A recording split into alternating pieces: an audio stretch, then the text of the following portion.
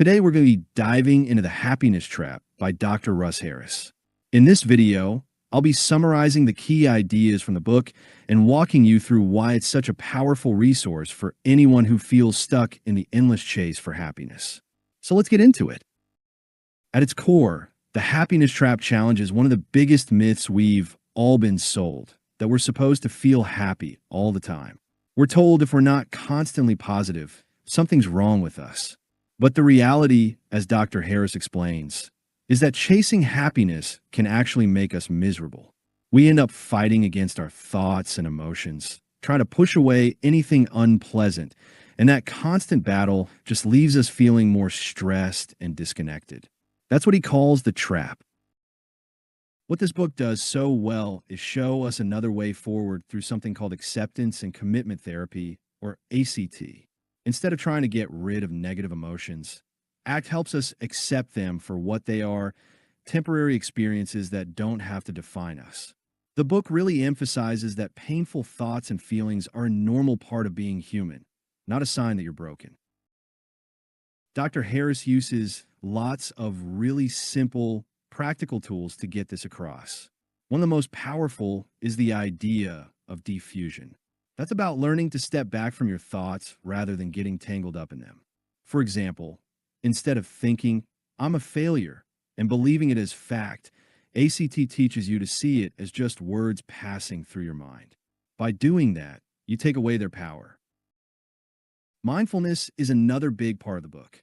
Harris encourages us to get out of our heads and into the present moment, whether that's through paying attention to our breath, noticing the world around us, or just grounding ourselves in what we're doing right now.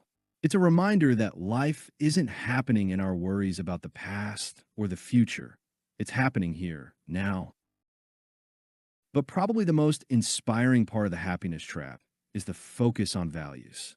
The book really flips the script by asking, instead of chasing happiness, what if you build a meaningful life around the things that truly matter to you?